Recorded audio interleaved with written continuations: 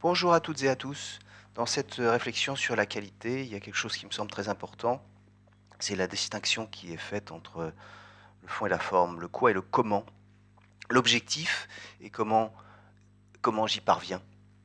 Pour moi, il est plus important de- que l'objectif ait été atteint de manière harmonieuse que l'objectif en lui-même. Si dans un groupe de travail je me sens mal, je n'aurais pas envie de recommencer à travailler dans ce groupe. Si je m'y sens bien, je vais pouvoir donner le meilleur de moi-même.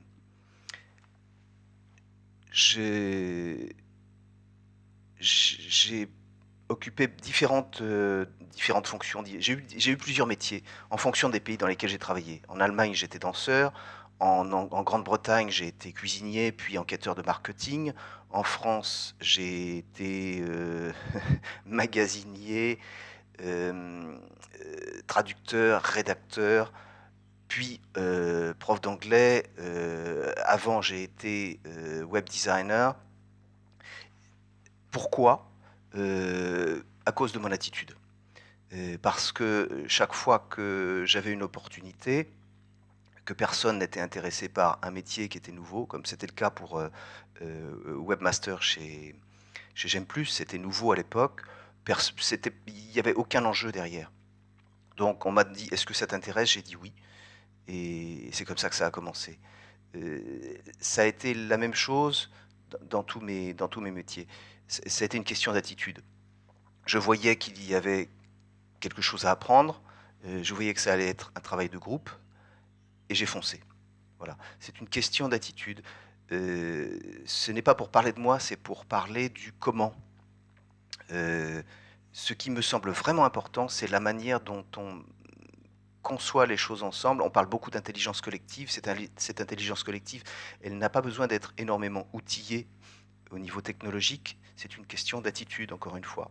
On parle beaucoup en recrutement de soft skills. C'est ça qui entre en ligne de... Ce sont vraiment ces éléments-là qui, pour moi, entrent en ligne de compte. Quelle est l'attitude que j'ai? Est-ce que j'ai une attitude d'écoute vis-à-vis des autres qui travaillent avec moi? Qu'est-ce que je fais de ces idées? Est-ce que je peux rebondir dessus? Est-ce que je peux la faire mienne, la transformer, l'adapter, ou simplement la suivre et aller jusqu'au bout? Voilà, c'est ce type de réflexion qui